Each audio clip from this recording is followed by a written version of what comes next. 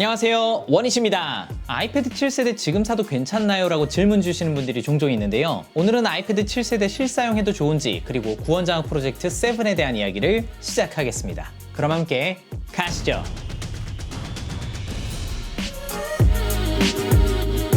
아이패드 7세대는 아이패드 라인업 중에서 가장 저렴한 모델입니다. 근데 그렇다고 해서 가성비가 좋다고 이야기할 수는 사실 없어요. 좀 더 정확하게 표현하자면 가격 접근성이 좋은 아이패드라고 보시면 될 것 같습니다. 아이폰 SE 2020, 아이폰 SE2 같은 경우에는 가성비가 좋다고 이야기할 때 꼭 언급되는 게 바로 CPU거든요. 아이폰 11과 아이폰 11 프로에 사용된 CPU가 그대로 아이폰 SE2에 들어갔기 때문에 가성비가 좋다고 언급이 되는데, 아이패드 7세대의 CPU는 요거고요. 아이폰으로 따지면은 이거와 똑같은 성능이라고 보시면 됩니다. 그렇기 때문에 가성비가 좋은 아이패드라기보다는 그 가격값을 하는 제품이라고 보시면 되는데요. 그래도 40만 원대 혹은 오픈마켓에서 종종 30만 원대 후반 가격대에 접근할 수 있는 아이패드라는 건 확실히 가격 접근성 측면에서는 아이패드를 처음 접하기에 굉장히 좋은 가격입니다.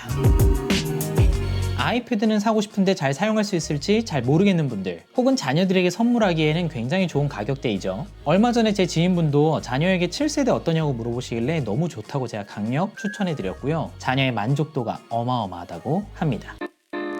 사실 만족할 수밖에 없는 게 아이패드 7세대는 완벽한 아이패드거든요. 이게 무슨 말이냐 하면은 아이패드 에어와 아이패드 프로라고 해서 특별한 아이패드용 프로그램이 있는 게 아니라 아이패드 7세대든 에어든 프로든 다 똑같은 아이패드 OS 최신 버전을 사용할 수 있기 때문입니다. 사실 막 멀티태스킹을 사용하지 않고 단일 앱을 사용하는 환경 측면에서는 아이패드 7세대 에어 프로 어느 것 없이 차이가 느껴지지 않을 정도거든요. 물론 게임은 좀 예외지만요. 필기를 한다거나 워드 타이핑을 한다거나 하는 등의 간단한 문서 작업에서는 전혀 차이를 느낄 수가 없고요. 아이패드 7세대가 버벅인다거나 막 느려 터지다거나 그러한 것들도 사실 경험하기는 쉽지가 않습니다. 만약에 CPU가 너무 오래된 거에서 답답하지 않을까요? 라고 고민하시는 분들이 있다면 게임이나 실시간 렌더링하는 프로그램이 아닌 이상 전혀 차이가 없습니다. 고민하지 말고 구입하셔도 좋아요.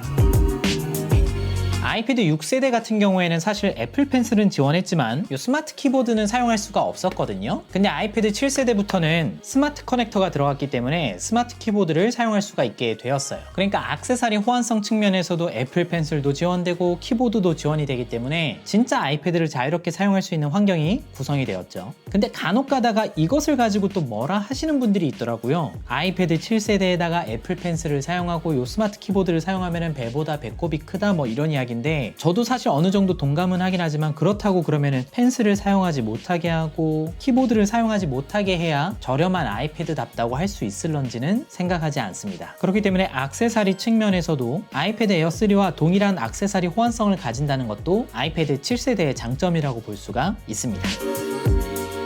아이패드 7세대 모델은 32기가와 그리고 128기가 두 가지 용량 버전이 있는데요. 요즘 시대에 32기가라니 이런 말씀들 많이 하시잖아요. 솔직히 32기가면은 넉넉하다고 볼 수는 절대 없어요. 아마도 나중에 아이패드 8세대 모델이 나오면은 64기가와 128기가가 나오지 않을까 싶기는 한데요. 그건 나중 얘기니까 다시 돌아와서 아이패드 7세대 같은 경우에는 사용 환경에 따라서는 아이패드 32기가가 의외로 부족하지 않을 수도 있습니다.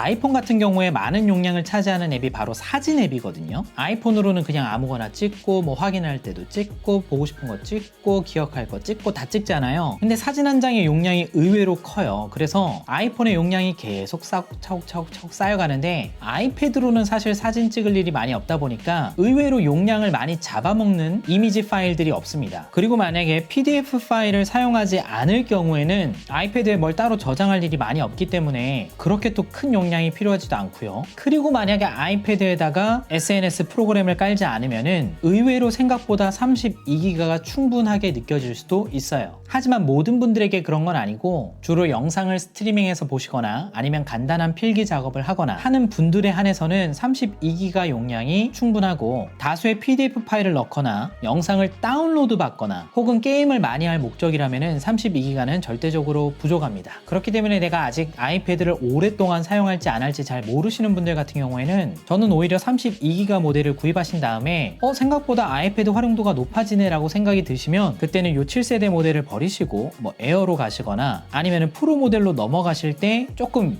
고용량의 모델로 구입하시는 게 좋지 않을까라는 개인적인 생각이 있고요. 하지만 조금이라도 내가 아이패드를 열심히 써보겠다라고 하시면은 32기가 모델 말고 128기가를 추천드립니다.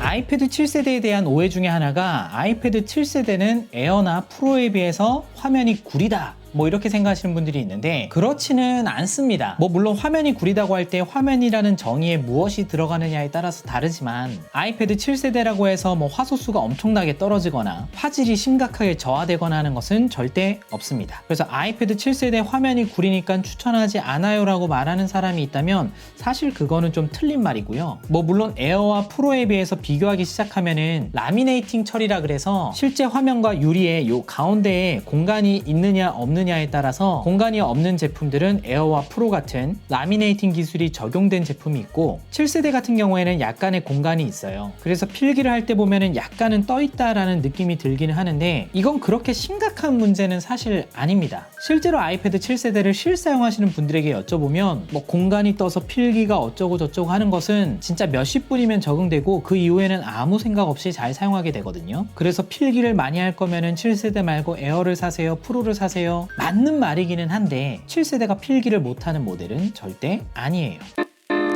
뭐 라미네이팅 처리 외에도 뭐 헤르츠 60Hz냐 120Hz냐 아니면은 뭐 색감이 RGB냐 P3냐 뭐 이런 이야기들을 많이 할 수 있는데 뭐 당연히 고급 라인업에 비해서는 조금 떨어지긴 하지만 실사용하는 데에는 아무런 지장이 없다는 것을 말씀드립니다. 저는 아이패드 7세대를 실사용하기 위해서 부족함이 있는지 없는지에 대해서 말씀을 드리고 있는 중인데요. 뭐 물론 에어와 프로와 비교하기 시작하면은 아니 도대체 이런 거를 판단 말이야? 이렇게 생각할 수는 있어요. 근데 재미있는 게 아이패드 7세대는 아이패드를 정말 잘 사용하시는 분들, 예를 들어서 에어나 프로를 사용하시는 분들은 아이패드 7세대 같은 게 있다니 이러면서 욕을 많이 하는데 오히려 아이패드를 안 써보신 분들은 아이패드 7세대를 처음 사용하고 나서 야 아이패드가 이렇게 좋은 거구나 라고 이야기를 많이 하시거든요. 뭐랄까 가족들에게는 배척을 당하고 외부에서는 환영받는 그런 존재인데 개인적으로는 학생들이나 처음 구매하시는 분들 저는 아이패드 7세대 정말 좋다고 생각을 합니다. 근데 한 가지를 기억하셔야 돼요. 만약에 아이패드 7세대를 구입하기로 결정했다라고 하면은 그 이후에는 절대로 아이패드 에어나 프로를 만져보거나 경험해보지는 마세요. 그러는 순간 에어 이거 라미네이팅 처리 이거 좋네. 그리고 64기가부터 시작하는데 가격도 뭐 몇십만 원 살만한데? 근데 또 이제 프로를 만나면은 뭐야 120Hz 필기감 뭐야 이거 왜 이렇게 좋아? 7세대는 프로 만지고 이거 만지니까 이제 못 쓰겠다 이런 생각이 들 수 있기 때문에 뭐 재정적인 이유에서든 아니면 아이패드 7세대를 사기로 마음을 먹으셨다면 부디 여러분들의 지갑을 위해 에어나 프로는 만지지 않기를 기억하셨으면 좋겠습니다. 아마 오래 기다리신 분들이 계실 텐데 구원장학 프로젝트 7을 시작합니다. 구원장학 프로젝트는 사실 원희 채널의 평생 소망 프로젝트인데요. 청소년과 청년들에게 아이패드를 장학 물품으로 후원하는 프로젝트입니다. 개인적으로는 아이패드 7세대 같은 모델이 정말 학생들에게 좋은 제품이라고 생각을 합니다. 물론 잘못 사용하면 독이 되긴 하지만요. 뭐 막말로 요즘은 유튜브에서 모든 걸 배울 수 있는 시대가 되다 보니까 정말 아이패드 한 대만 있으면 오지에 사는 아이들도 배우고 싶은 것을 마음껏 배울 수 있는 시대가 되었어요. 그리고 코로나19 사태로 인해서 최근에는 집에서 공부할 수 있는 환경들이 더 잘 만들어지기 시작했는데 개인적으로는 구원장학 프로젝트 1기부터 6기까지의 학생들이 이번에 코로나19 때 더 잘 사용하지 않았을까 생각하기도 했는데요. 긴 말 생략하고 아이패드 7세대 모델을 장학 물품으로 준비를 했습니다. 근데 이번에는 2대가 아닌 총 3대를 준비했어요. 중고지만 로즈골드 모델 하나, 그리고 또 중고지만 스페이스 그레이 모델 하나, 그리고 또 로즈골드 모델 하나는 아예 새 제품으로 준비를 해두었습니다. 이 새 제품 같은 경우에는 제가 쉽게의 몰테일 다해줌이라는 서비스를 이용해서 쉽게스로부터 약간의 지원금을 받아서 부족한 금액을 제가 더해서 제품을 구매를 했고요. 마침 아마존 배송비 할인 이벤트 같은 것들이 겹쳐 있어서 구매 대행 배송비까지 없이 구입을 할 수 있었습니다.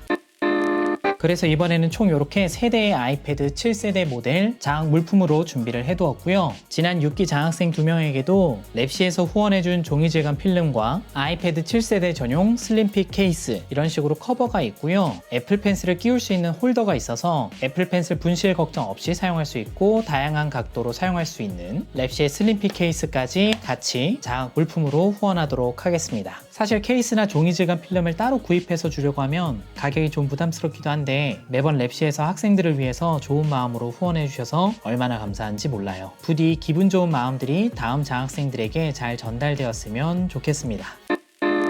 고원장학 프로젝트 7 참여 방법은 더보기란과 고정 댓글에 링크를 두도록 할 테니까요. 자유롭게 참여하시면 되고요. 뭐 이제는 다 아시겠지만 구독과도 상관이 없고 좋아요도 상관없습니다. 꼭 필요한 친구들에게 잘 전달되었으면 좋겠습니다. 참여 마감일은 7월 31일까지고요. 7기 장학생 선정은 8월 1일에 발표하도록 하겠습니다. 영상은 여기까지고요. 함께 해주셔서 감사합니다. 그럼 모두 건강 또 건강하세요.